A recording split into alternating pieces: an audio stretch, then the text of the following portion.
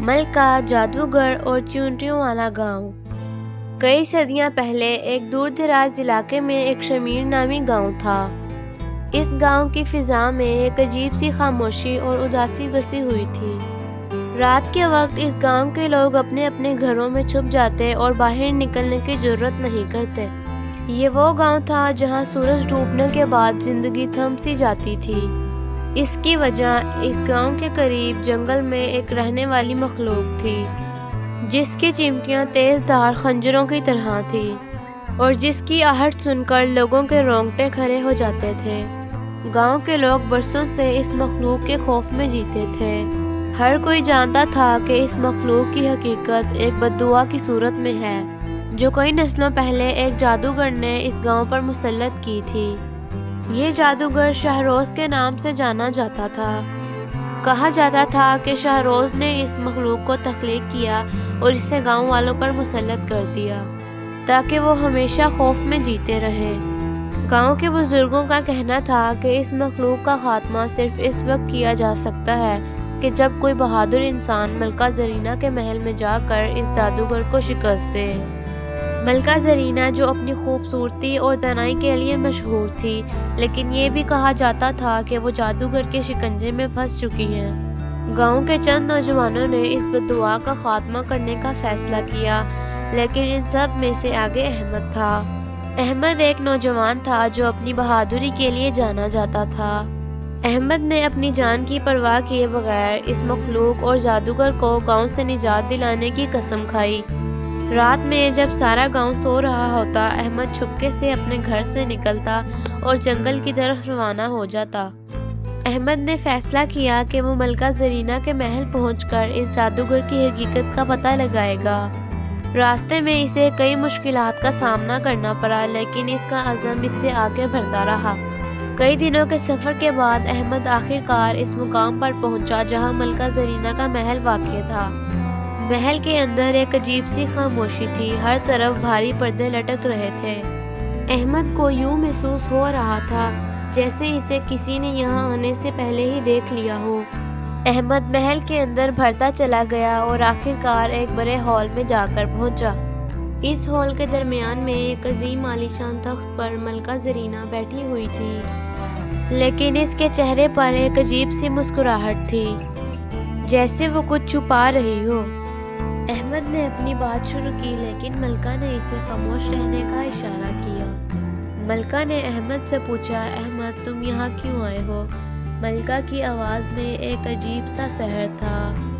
میں اس بددعا کا خاتمہ کرنے آیا ہوں، احمد نے مضبوطی سے جواب دیا۔ ملکہ نے ایک گہری سانس لی اور جواب دیا، یہ بددعا اس وقت تک ختم نہیں ہو سکتی جب تک تم اس جادوگر کی حقیقت کو نہ جان لو۔ شاہروز کوئی عام جادوگر نہیں، بلکہ ایک شیطانی روح ہے جو میری روح میں قید ہے۔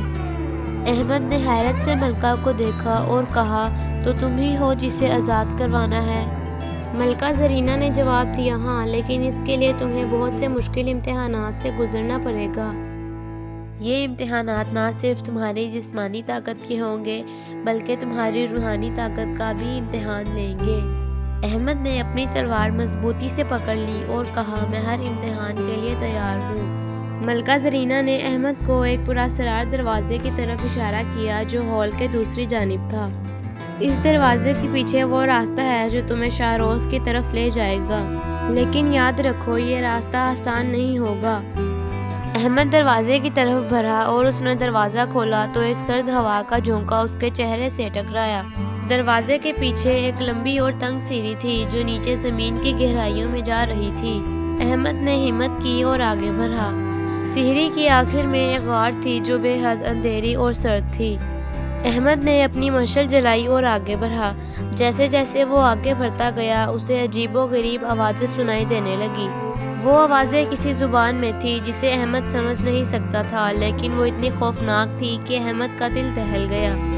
اچانک احمد کے سامنے ایک بڑی اور وحشی مخلوق نمودار ہوئی۔ یہ وہی مخلوق تھی جس کی چمٹیوں کی وجہ سے گاؤں کے لوگ خوف میں مبتلا تھے۔ احمد نے اپنی تلوار نکالی اور حملہ کرنے کے لیے تیار ہو گیا، لیکن مخلوق کی طاقت اور تیز چمٹے احمد کی ہر تلوار کے وار کو روک رہے تھے۔ جیسے ہی مخلوق احمد پر حملہ کرنے کے لیے آگے بڑھی، احمد نے اپنی عقل کا استعمال کرتے ہوئے ایک چال چلی۔ اس نے دیکھا کہ مخلوق کے پیچھے ایک بڑی چٹان کا پتھر ہے، تو اس نے اپنی تلوار کے وار سے اس پتھر کو توڑ دیا۔ پتھر کے ٹوٹتے ہی غار کا ایک حصہ گر گیا اور مخلوق اس میں ڈوب کر مر گئی۔ احمد نے اپنی مشعل دوبارہ جلائی اور غار کے دوسری طرف بڑھنے لگا۔ وہ جانتا تھا کہ یہ صرف آغاز ہے، ابھی اسے اور چیلنجز کا سامنا کرنا پڑے گا۔ غار کے دوسری جانب ایک بڑا سا دروازہ تھا جس پر عجیب و غریب نقشہ نگار بنے ہوئے تھے۔ احمد نے دروازہ کھولا اور اندر داخل ہوا۔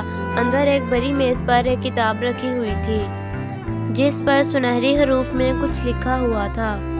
احمد نے کتاب کو اٹھایا اور پڑھنے لگا۔ یہ کتاب شہروز کے جادو کا راز ہے۔ اس کتاب میں لکھا تھا، اس جادو کو ختم کرنے کے لیے تمہیں 3 مشکل امتحانات سے گزرنا ہوگا۔ پہلا امتحان تمہاری جسمانی طاقت کا ہوگا، دوسرا امتحان تمہاری عقل کا ہوگا اور تیسرا امتحان تمہاری روحانی طاقت کا ہوگا۔ احمد نے کتاب کو بند کیا اور اپنی ہمت جمع کی۔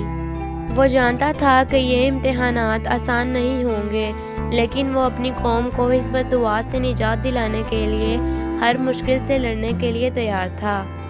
پہلا امتحان ایک بڑے سونے کے کمرے میں تھا۔ اس کمرے کے درمیان میں ایک بڑا سا خزانہ رکھا ہوا تھا جسے دیکھ کر احمد حیران رہ گیا، لیکن وہ جانتا تھا کہ یہ صرف ایک جال ہے۔ خزانے کے قریب پہنچتے ہی کمرے کی دیواریں حرکت کرنے لگی اور اچانک سے فرش ٹوٹ گیا۔ احمد کو تیزی سے فرش پر قدم جمانا پڑا ورنہ وہ گر جاتا۔ یہ امتحان اس کی جسمانی طاقت کا تھا۔ دوسرا امتحان ایک غار میں تھا جس کے اندر ایک بڑی سی شطرنج کی بساط بچھائی گئی تھی، لیکن یہ کوئی عام شطرنج نہیں تھی۔ اس شطرنج میں ہر مہرہ ایک جادوئی شخصیت تھی جو حرکت کرتی تھی اور حملہ کرتی تھی۔ احمد کو اپنی عقل کا استعمال کر کے اس بساط پر فتح حاصل کرنی تھی۔ تیسرا اور آخری امتحان ایک پراسرار تالاب کے پاس تھا۔ احمد کو اس تالاب کے پار جانا تھا، لیکن اس کا کوئی راستہ نظر نہیں آ رہا تھا۔ یہ امتحان اس کی روحانی طاقت کا تھا۔ احمد نے دعا کی اور سچ کی تلاش میں لگا رہا۔ اچانک تالاب میں ایک راستہ نمودار ہوا اور احمد اس راستے پر چلتا ہوا تالاب کے اس پار پہنچ گیا۔ جب احمد ان 3 امتحانات کو کامیابی سے مکمل کر چکا تھا تو وہ محل میں واپس آیا۔ ملکہ زرینہ محل میں احمد کا انتظار کر رہی تھی۔ جیسے ہی احمد نے ملکہ کو دیکھا تو اپنی تلوار نکالی اور آگے بڑھا۔ یہ جادو اب ختم ہو چکا ہے، احمد نے کہا اور اپنی تلوار کو ملکہ کے آگے رکھ دیا۔ ملکہ کے چہرے پر ایک عجیب سی مسکراہٹ نمودار ہوئی، لیکن اس کے ساتھ ہی اس کی آنکھوں میں خوف کا سایہ بھی جھلکنے لگا۔ ملکہ نے احمد سے کہا، تم نے وہ سب کچھ حاصل کر لیا ہے جو شہروز کے جادو کو ختم کرنے کے لیے درکار تھا، لیکن ایک آخری حقیقت ہے جس کا سامنا تمہیں کرنا ہوگا۔ احمد نے ملکہ کو دیکھا اور کہا، کون سی حقیقت؟ ملکہ زرینہ نے گہری سانس لی اور کہا، شہروز کوئی دوسرا نہیں بلکہ میری ہی روح کا ایک حصہ ہے۔ اس نے میری روح کو 2 حصوں میں تقسیم کر دیا تھا، ایک جو اس محل میں ہے اور دوسرا جو ایک جادوئی دنیا میں قید ہے۔ جب تم نے اس مخلوق کو مارا اور 3 امتحانات میں کامیاب ہوئے تو تم نے میری روح کے اس حصے کو آزاد کرا دیا، لیکن اس کا مطلب یہ بھی ہے کہ اب میں اپنی اصلیت میں واپس آ گئی ہوں۔ احمد نے حیرت سے ملکہ کو دیکھا اور کہا، تو کیا تم شہروز ہو؟ ملکہ نے سر ہلایا اور کہا، میں شہروز نہیں ہوں، لیکن شہروز کی طاقت میرے اندر ہے۔ جب میری روح کے دونوں حصے مل جائیں گے تو مجھے اپنے آپ کو قربان کرنا ہوگا تاکہ اس بددعا کا خاتمہ ہو سکے۔ احمد کو سمجھ نہیں آ رہا تھا کہ وہ کیا کرے۔ ایک طرف اس نے گاؤں کو بچانے کا وعدہ کیا تھا اور دوسری طرف وہ ملکہ زرینہ کی قربانی کے بارے میں سوچ رہا تھا۔ ملکہ نے احمد کو حوصلہ دیا اور کہا، یہی سچ ہے اور یہی میری تقدیر ہے، تمہیں وہی کرنا ہوگا جو صحیح ہے۔ احمد نے اپنی تلوار کو زمین پر مارا اور کہا، میں یہ نہیں کر سکتا، میں تمہیں نہیں مار سکتا۔ ملکہ نے اپنی نرم مسکراہٹ کے ساتھ کہا، یہی وہ وقت ہے جب تمہیں اپنی عقل اور دل کے فیصلے پر عمل کرنا ہوگا۔ احمد نے اپنی دل کی گہرائیوں سے سوچا اور آخر کار اس نے وہ فیصلہ کیا جسے کرنے کی ضرورت تھی۔ احمد نے اپنی تلوار اٹھائی اور ملکہ کی طرف بڑھا۔ ملکہ زرینہ نے اپنی آنکھیں بند کر لی۔ احمد احمد نے آہستہ سے تلوار کو اس کے دل کے قریب کر دیا۔ جیسے ہی تلوار نے ملکہ کے دل کو چھوا، ایک زبردست روشنی پھیل گئی، ملکہ کی جسمانی شکل غائب ہو گئی اور اس کے ساتھ ہی وہ بددعا بھی ختم ہو گئی جو گاؤں کے لوگوں پر مسلط تھی۔ احمد نے آنکھیں کھولی تو دیکھا کہ وہ محل کے بڑے ہال میں اکیلا کھڑا تھا۔ ہر طرف خاموشی تھی، لیکن اس کے دل میں ایک عجیب سا سکون تھا۔ اس نے اپنی تلوار کو نیام میں ڈالا اور محل سے باہر نکل آیا۔ جب احمد گاؤں واپس پہنچا تو لوگوں نے اسے ہیرو کی طرح خوش آمدید کہا۔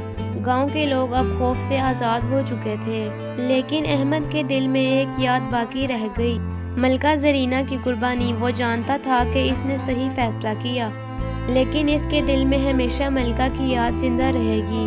مزید ویڈیوز کے لیے ہمارے چینل کو سبسکرائب کریں۔